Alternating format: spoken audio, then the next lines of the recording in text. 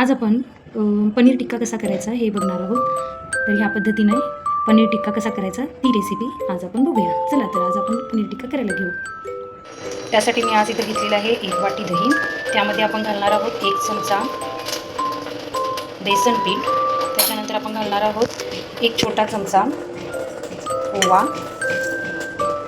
ओवा घातल्यानंतर त्याच्यामध्ये आपण घालणार आहोत 1 चमचा कस्तुरी मेथी. त्याच्यानंतर 1 चमचा आलं लसूण पेस्ट.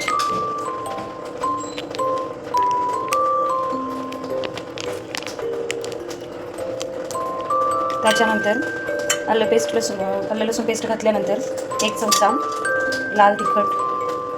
त्याच्यानंतर 1 छोटा चमचा हळद. त्याच्यानंतर थोडीशी हिंग, 1 छोटा चमचा गरम मसाला पावडर, 1 छोटा चमचा धनिया पावडर. त्यानंतर आपण घालणार आहे 1 छोटा चमच जिरा पावडर आणि 1 छोटा चमच पनीर मसाला. त्यानंतर मी लिंबू अर्धा पिळून घालते, त्यामध्ये लिंबूचा रस. आणि लिंबूचा रस घातल्यानंतर 1 चमचा तेल कडवून घेऊन त्यामध्ये घालायचे.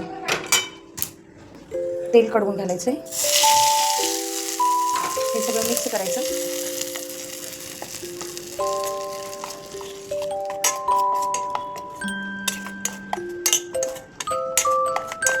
हे सगळं मिक्स केल्यानंतर यामध्ये आता आपण कांदा, टोमॅटो आणि पनीर घालणार आहोत मॅरिनेट करण्यासाठी. तर मी 1 छोटा कांदा घेतलेला आहे, 1 छोटा टोमॅटो घेतलेला आहे आणि पनीर हे सगळं आपण ह्याच्यामध्ये मॅरिनेट करण्यासाठी घालणार आहोत. आणि थोडीशी कोथिंबीर. हे पण सगळं मिक्स करायचं. आणि हे सगळं मिक्स केल्यानंतर आपण मॅरिनेट करायला ठेवणार आहोत.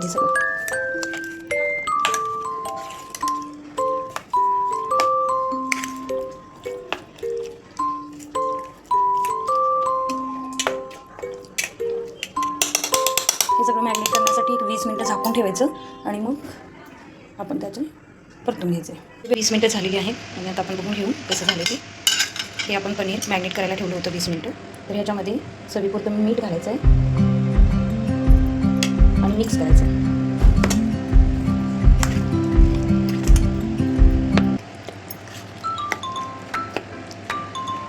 हे आपण आता व्यवस्थित मिक्स करून घेतलेलं आहे. गॅसवर कढई ठेवायची. कढईमध्ये 1 चमचा तेल घालायचं. तेल घातल्यानंतर तेल कडल्यानंतर आपल्याला त्यामध्ये पनीर टाकायचं आहे शॅलो फ्राय करण्यासाठी. तर हे जे पनीर आहे हे पहिल्यांदा आपण शॅलो फ्राय करून घेणार आहे. आणि शॅलो फ्राय करून झाल्यानंतर मग आपण त्याची फोडणी टाकणार आहे. तर इकडं आता आपलं तेल गरम झालेलं आहे. त्याच्यामध्ये आपण थोडंसं पनीर टाकून बघू. आपलं तेल जे गरम झालेलं आहे यामध्ये आपण हे पनीर सगळं घालून घ्यायचं आहे शॅलो फ्राय करण्यासाठी. आता आपण फोडणी करून घेणार आहे. त्यामध्ये थोडं तेल घालून घेऊ. तेल घातल्यानंतर तेल थोडं पडल्यानंतर तेल गरम झालेलं आहे. त्याच्यात आधी आपण घालणार आहे थोडंसं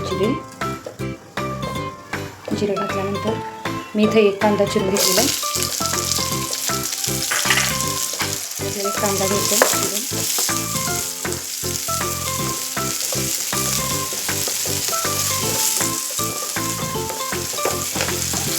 कांदा आपला भाजला आहे तर आपण त्यात थोडं आलं घालून घेणार आहे.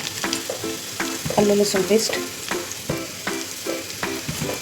ती पण मिक्स करून घेऊन कांद्यासोबत.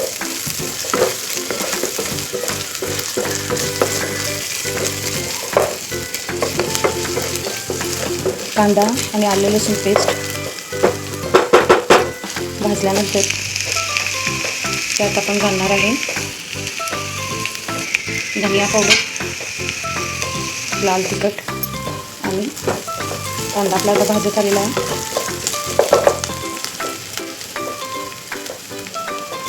आता यामध्ये घालू आपण थोडी हळद. त्याच्यानंतर थोडंसं धनिया पावडर आणि थोडीशी लाल तिखट. आपण आधी मॅरिनेट करताना पण घातलं होतं, त्यामुळं त्याला आपल्याला आता कटवून करायचं. हे सगळं मिक्स करून घेऊन हे सगळं मिक्स झालेलं आहे. आता ह्याच्यामध्ये आपण घालणार आहोत टोमॅटोची पेस्ट.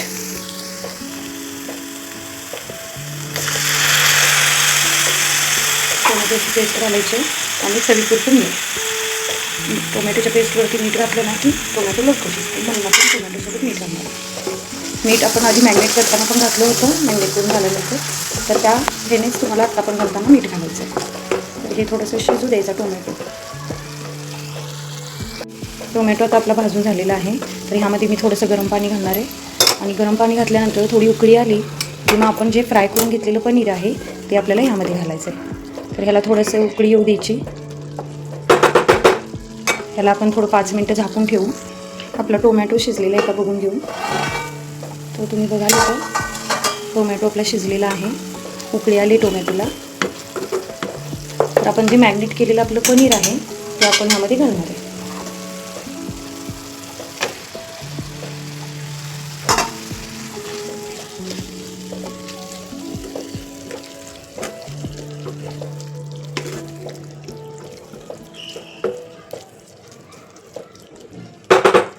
तर ह्याला थोड्या वेळेसाठी शिजण्यासाठी आपण झाकून ठेवूया आणि 1-2 मिनटासाठी, आणि मग नंतर थोडंसं आपण कोथिंबीर टाकणार आहे. 5 मिनटं झालेली आहेत. आता आपण हे झाकण काढून बघू पनीर आपलं कसं झालं आहे. वाव, स्मेल तर इतका छान येतो आहे. आता ह्याच्यामध्ये आपण टाकणार आहे गरम मसाला, कोथिंबीर आणि कस्तुरी मेथी.